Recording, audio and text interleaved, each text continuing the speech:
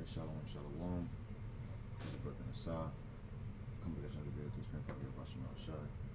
As always, all women pictures that's a bit of fine to the Lord's elect. Party getting started. I'm gonna give all praises, honor, and glory to Yahweh, Bashim Yahushua, Bashim Kabadash. I want to give double honor to the apostle and elders, great millstone who rule to teach well. And peace and salutations to you. I can want to four winds pushing truth and sincerity and diligence. Shalom, shalom.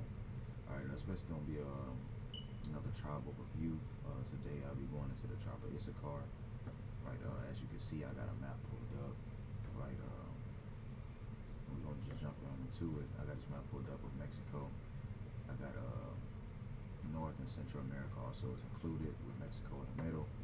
Right, showing the geographical location of where the tribe of Issachar will be, as it was prophesied in the scriptures, if you can receive it. Right, and I open up with Genesis 49:1. Right, it says Israel's prophecy concerning his sons. Right, so this is the prophecy that was foretold of what would take place and what would take place and happen to his sons, to the tribes, and what will befall them in the last days. Right, and when we read this chapter, right, through the Spirit, we can pinpoint, through the Spirit, Yahweh, what each tribe and who they are today.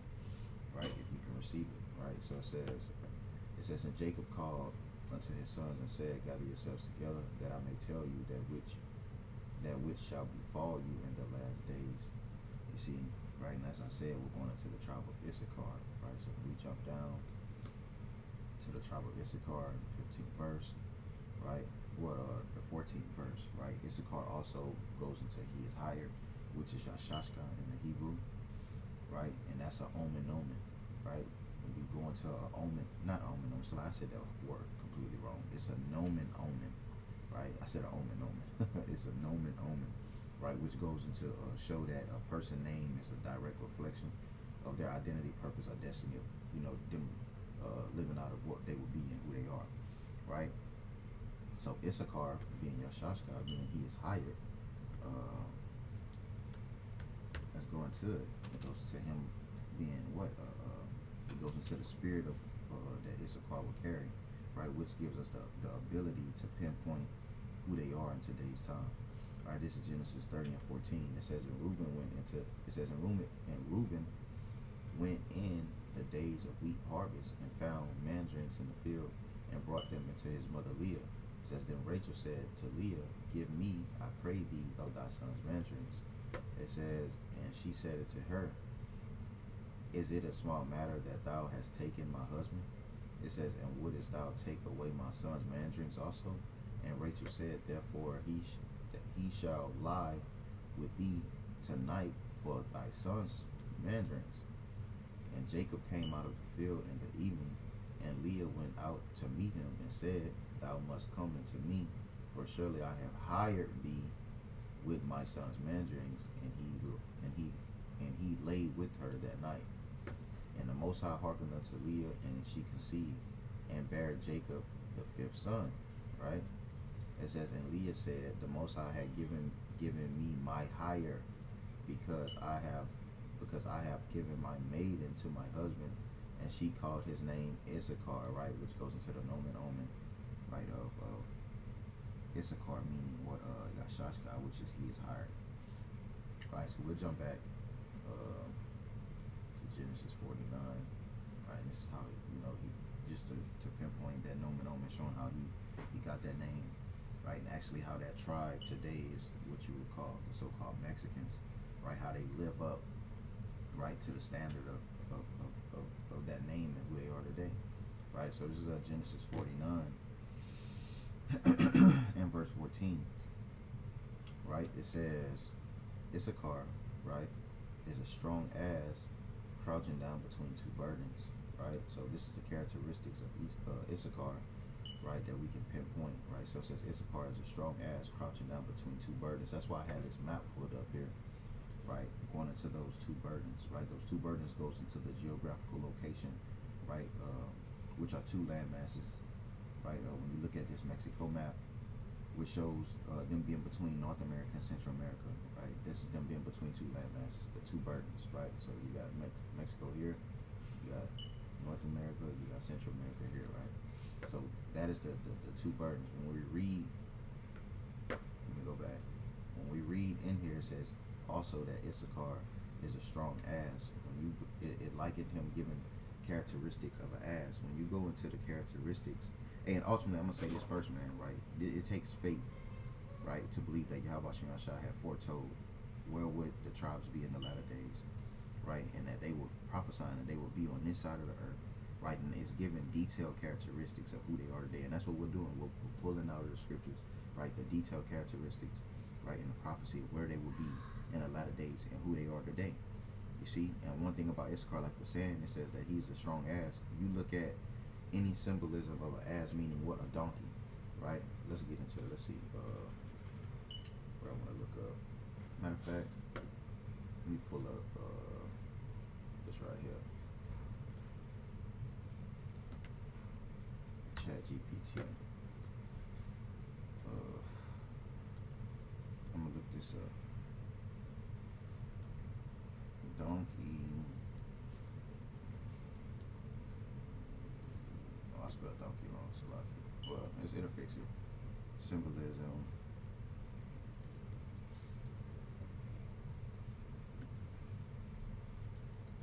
And spiritual meaning. Right. So let's just see what it says about a donkey symbolisms and spiritual meaning. I also got right here searching the search engine already what are donkeys used for, right? So we're gonna get into it, right? Because it said that Issachar is what is a strong ass, right? Oh shit. All right. Well, when? Oh, come on. Oh, okay. It's right there. All right. It says donkeys have been symbols in mythology, religion, and folklore across many cultures, often carrying deep spiritual and symbolic meanings. Here are the overview of the things, right? This is overview. All right. It says general symbolism of a donkey. It says humility and simplicity. Donkeys are known for the modest and lack of vanity. It says they represent humility and groundness, often seen as the beast of burdens, right? It says who serves without complaint, and this lines up with who? Issachar, the Mexicans, man, right? This is clear characteristics of your so-called Mexicans in today's time, right? It says service and hard work, right? And if you know anything about Issachar, like the simplicity of with them, all they need is a couple Coronas, right, and a family cookout, right, and everything is all good, right? But they're the beast of burdens, you see. So it says service and hard work. It says a donkey's association with labor and perseverance makes it a symbol of diligence, endurance, and the value of steady, patient work. It says stubbornness and wisdom. Donkeys are also known as stubbornness, which can be symbolized inner wisdom, intuition. Alright, so it says the resilience and survival. Adapted to harsh environments, donkeys symbolize the power to survive hardship and thrive through resilience. Now, when you look up this, I looked this up too. What are donkeys used for? It says donkeys are used for a variety of purposes, both developed and developing countries, right? So they use donkeys to develop countries, right? It says in developing countries, they are primarily used as working animals, particularly for transport, agriculture, and carrying loads. So anytime you look at a donkey, what are they carrying? They're carrying burdens on their backs, man, right? And that symbolizes what the hard work, right? And when you look at travel embassies, right? When you go to Mexico, right, they also use that donkey with the burdens, man. So that's a key indicator of where they will be and who they are today, right? And also the symbolism of them being what? Hard workers, man, right? Look at what they're used for. Look what we're reading. It says in developing countries, they are primarily used for as hard working animals, particularly for transport, agriculture, and carrying loads. It says in developing countries, they are more commonly kept as pets for recreational activities like donkey rides and certain mules. Additionally, donkeys have used to historical and continue to be used for guarding a village and protecting livestock. All right, well, the point is that they're used for hard work after human labor. You see, the donkey is the cheapest form of agricultural power. They may also be ridden or used for threshing, rising water, and milling and other work. So they're known as working animals. You see, And it also said for cheapest form of agricultural power. So, and another thing too, when it comes to Issachar, right? They are cheap labor, man, right? And this is what Esau Edom utilizes them as, especially in our line of work. A lot of Issachars are scaffold builders. That's hard labor, rebar, concrete, those type of laborious jobs, and different in different environments, different dealing with the elements, right? They're hard workers and they work 12s like it's nothing, man, right? Especially me seeing them in my line of work, right? And they get a lot of them get underpaid, right? And this is that, and that's what Esau does. Matter of fact, let's get that. Jeremiah 22. This is Jeremiah 22 and 13. It says a message about the kings. It says, woe unto him that builded his house by unrighteousness, and his chambers by wrong, that useth his neighbor's service without wages, and giveth him not for his work. And this is what Esau Edom does, man. You see, he works them to the bone. He works you down to the gristle. And Issachar don't complain, right? But he pay you little. He don't give you your wages, man. You see, what your work is worth. You see. So this doesn't fit anyone, right? This fits Mexicans. Who does this fit? Wait. All right, right here, right? Working hard, right? The symbolism, right? Going into service and hard work. You see, hard work and dedication. What people does that fit? That fits the Mexicans, man, right? The so-called Mexicans, which are the tribe of Issachar, right? They work extremely hard, very long hours, right? Like I say, they do rebar. I don't know if brothers know, like rebar is some crazy hard work, right? Concrete, building houses, right? All of those types of line of work that tedious. And Issachar, they build your house in 2 days, right? I'm pushing it with the 2 days, but they build houses pretty fast, man, right? I got family members that's contractors, right? And they work with Mexicans and they see how they get down, But these are the people that are on the front lines of your work, on your daily laborious jobs, right? That's just the spirit that the Lord gave them, man, right? Like I say, they work 12 hours with concrete. I don't know if brothers know, like when you do like concrete pours and shit, that shit be taking hours, man. They be pouring like 1,400, 1,500 yards of concrete, right? And sometimes they be having, like, especially where I work, they be having to work over. They be working 13 hours, 14-hour days. Then they gotta wake up and come right back to work. That's Issachar doing that, man. You got a couple of Jakes within them, but Jake be calling out. You know what I'm saying? Issachar, they get a couple hours of sleep. They back at work. Right? But let's jump back to the verse, right? So it says, Issachar is a strong ass, right? Crouching between two burdens, right? And also with, like, I don't know if I mentioned it with the U.S. embassy. I say U.S. embassies with the travel embassies and stuff like that. When you're dealing with Mexico and going places like that, right? Issachar, they uplifted. That's what they hold. They have a donkey with two burdens on it, man. Matter of fact, let me look that up.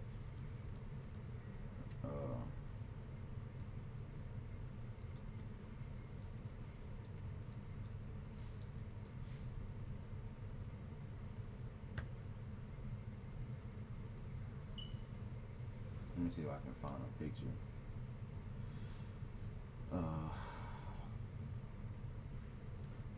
It's like travel agencies.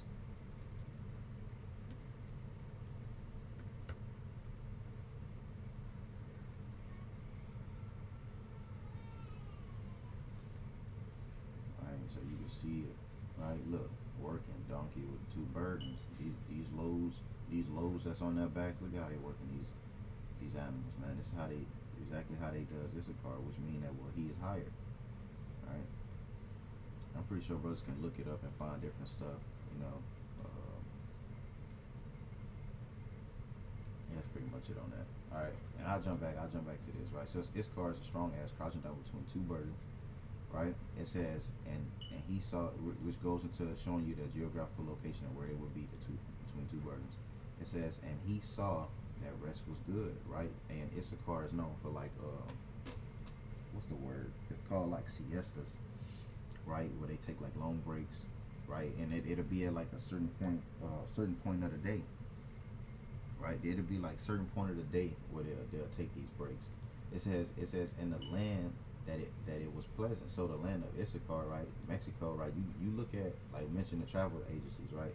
You get, if you book like a vacation, you go on vacation and you take like trips. I know like cruise lines. A lot of the cruise lines is centered around like going to Mexico. Like people, I know people that go every year. They go to Mexico, different places in Mexico, right. So it says and bowed his shoulder to bear and became a servant of tribute, right. When you go into tribute, let's get this word tribute.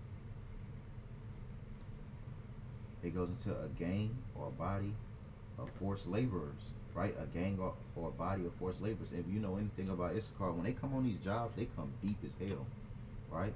And they come into work, right? They get their family members in, their cousins, their uncles, their aunties, right? So on and so forth. It says task workers, right? Task workers, labor, a band or gang, forced service, task workers, right? And they were forced, right? They that's why it said tribute, a service of tribute, right? Because they were conquered, right? They were what's the word? They were colonized and oppressed, right? And you can look these things up, right?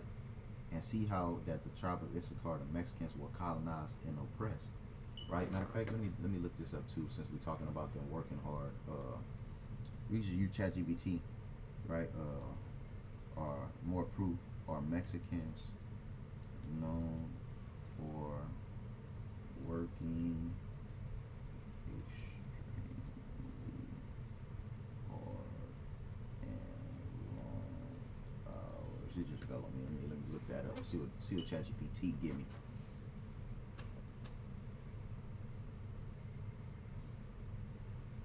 All right. It says yes. It says Mexican culture is often associated with hard working and resilience, particularly when it comes to labor. This reputation is tied to several factors, both cultural and historical. You see, so both cultural and historical. Them being hard workers is tied to who? To Mexicans. He is hired. All right. It says, and is reflected in the experiences of many Mexicans, particularly those in manual labor or service industries. You see, both within Mexico and abroad. It says culture and historical context. It says strong work ethic. Hard work is highly valued in Mexico culture. It says, and many Mexicans take great pride in providing for their families through resilience and dedication in Mexican society. The concepts sacrificio means sacrifice. It says it's important where individuals are willing to make personal sacrifices for well-being of their families and communities, right? And I think we read it earlier where it said that they do it with grace, right? Agriculture roots much Mexico's history is rooted in agriculture, where long hours of physical labor were necessary for survival. See, so it's nothing in them, which goes to prove that this is the spirit that the Lord had given them, right? And you can look these different things up. You know, everybody know that Issachar is known for, you know, working hard, right? They're working extremely long hours, right? In fact, Mexico is also they're ranked among the top countries of the most hours worked per year, right? When you look up the OECD, the Organization of Economic Cooperation and Development, a lot of workers work way over 40 hours a week. They get like 50, 60 hours, you know, or more. You know, like I say, I'm in construction, especially like you look at construction, you look at farming, right? Manufacturing, service jobs, all of that, right? You know, this Issachar, you know, they're known for working and adapting and their toughness, right? And it's a lot of jobs that be physically demanding that who they go get Issachar, man. You see? But yeah, that was it on that. But it says and bowed his shoulder to bear and became a servant unto tribute, right? So we mentioned him becoming a servant unto tribute, right? Because they were conquered, right? They were colonized, right? Same reason that they speak Spanish today, because what? They were oppressed and they were overtaken by Spanish invaders, right? And you can read that too when you look up. Let me look it up. You can look into what that is.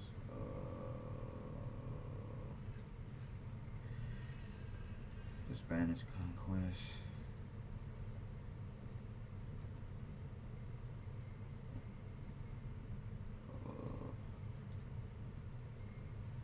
Of Aztec Empire. Spanish conquest of the Aztec Empire. You can look this up too. It says the Spanish conquest of the Aztec Empire was a pivotal event in the history of of the Americans, right, marked by a collision of the Aztec Triple Alliance and the Spanish Empire, taking place between 1519 and 1521. This event saw the Spanish conquistador Hernan Cortez, right? You can read about him. You see everything that his ass did, right?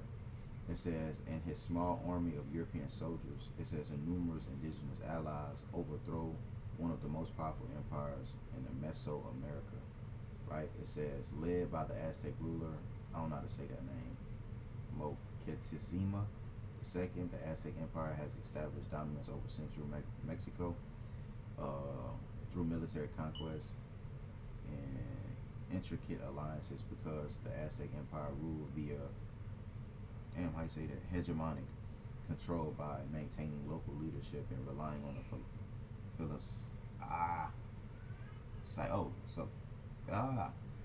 psychological perception of the Aztec power backed by military force.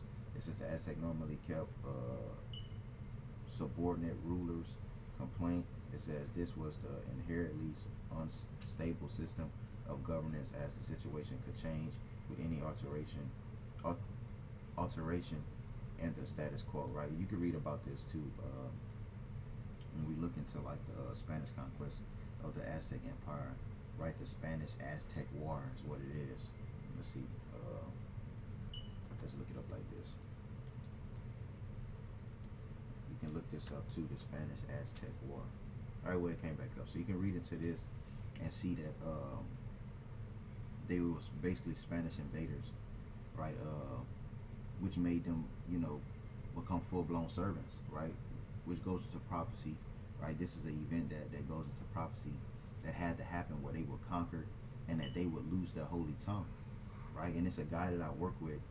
He's actually, he knows a lot about this, and we was actually talking about it. And he understood that they go back to the Aztecs and Mayans, but prior to them being Aztecs and the Mayans, right, they were Israelites, right, who spake Hebrew, man. And you can look up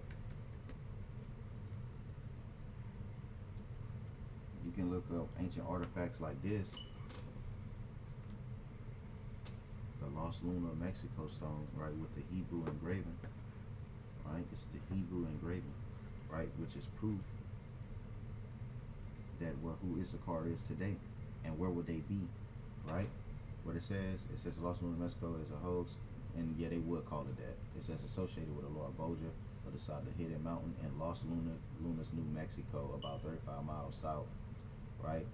And you can look into it, right? It says the stone has gained notoriety, and some claim the inscription is pre-Columbian, right? And therefore a proof of early Semitic contact with the Americans, you see, which are the Northern Kingdom, right? They came here, and we read that in the book of Second Esdras, and that's how they knew to actually find them, man. You read and you see that these motherfuckers came over here with Hebrew interpreters. What his name was, Cortez or something like that, Torres or something like that. I can't remember his name, right? But brothers know what I'm talking about, and this is what happened, right? And they came here and they conquered our people, which also was a part of prophecy, in that it had to happen. You see, and a lot of, like I say, like I was talking to one at work, Issachar at work.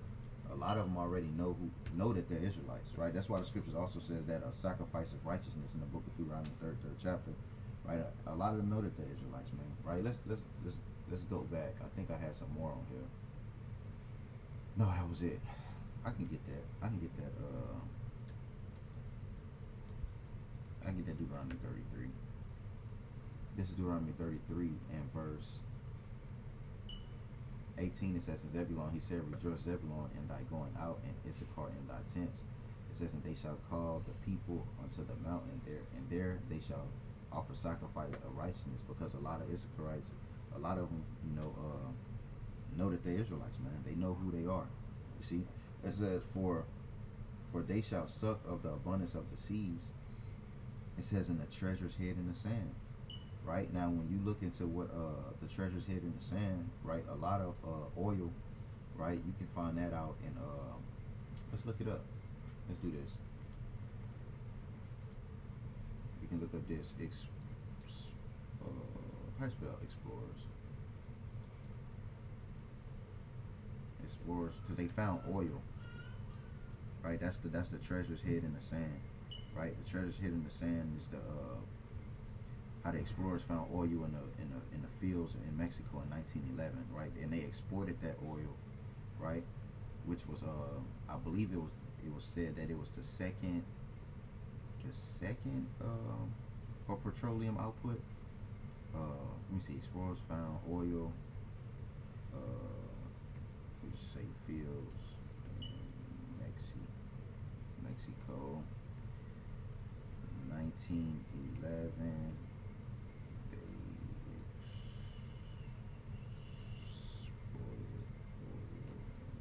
They were also second in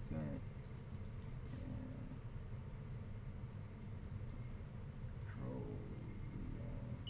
output. You gotta talk to ChatGPT sometime, man. Right? See, look. So it says, yes, you're referring to the discovery and exploitation of the oil in Mexico, which began in the early 20th century, making a significant period of the nation's economic history. Discovery of oil in Mexico, 1911. It says in 1910, Mexico was in the midst of the political and social upheaval due. How you say that? Yeah, upheaval due to the Mexican Revolution. It says aimed at this instability, oil exploration. It says began to take off, and by 1911, a large oil deposits were discovered in the northeast region, specifically in places like Tampico and Veracruz. The country's vast reserves attracted foreign oil companies, particularly from the United States and Europe, who began to explore and exploit their resources. Right, so you can see that's that treasure's hid in the sand. Right, well, they had that oil, right, in 1911. Huge oil fields were discovered in Mexico, right? Veracruz, especially in Veracruz, right? Foreign companies, right? How they basically went over there, right? I think it's an article that came out too that you can read it to all of this, man. It's a lot of good information on this, right? In 1910, I believe that I read, it said that they became the second largest petroleum producer in the world, only behind the United States, right? So yeah, you could look into this, right? Let me see if they got an article on it.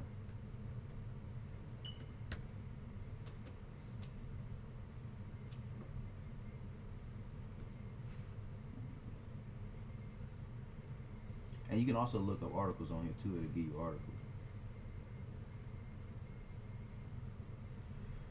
Let me see. I'm trying to see.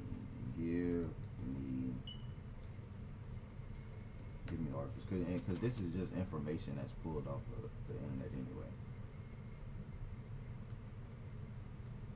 Yeah, see, so it'll give you different articles that you can read about it. Historical proof, to show. But when we read these verses, this is the proof, right? This is all the proof that we need. Right? When we read this, we get that understanding and see, who they are, what would they be today. So like I said, back in Genesis 49, this was the prophecy of what would fall, right? The tribes and who they will be and where they will be in the last days, as it says. It says, and Jacob called his son unto his sons, it said, gather yourselves together, that I may tell you that which shall befall you in the last days. And when we read about Issachar, we went into showing that the symbolism of a donkey, being that it was likened to a strong ass, and him being crouched down between two birds. And we broke this down systematically. And if you can receive it, you can receive it. For those that can't receive it, you break it down, right? Because you got a lot of guys that complain and have an issue with the 12 tribes chart, right? And that's on you, man. So Lord willing, I pray this was edifying. This was a tribe of Issachar, meaning that he is hired, right? That nomen omen, right, which they live up to, which are the so-called Mexicans, right, who works very hard, who's known for their determination, their hard working, right, so on and so forth, which is Issachar in Hebrew. So Lord, when I praise the lesson was edifying to the Lord's elect, I want to give all praises, honor, and glory to Yahweh, Ba'ashim Yahushua, Ba'ashim Kakadash. I want to give double honor to the apostle, elders, a great millstone who will teach well, and peace, citation, Akamon, full ones, pushing truth, and sincerity and diligence. Till next time, shalom. Oh shit. Let me stop it.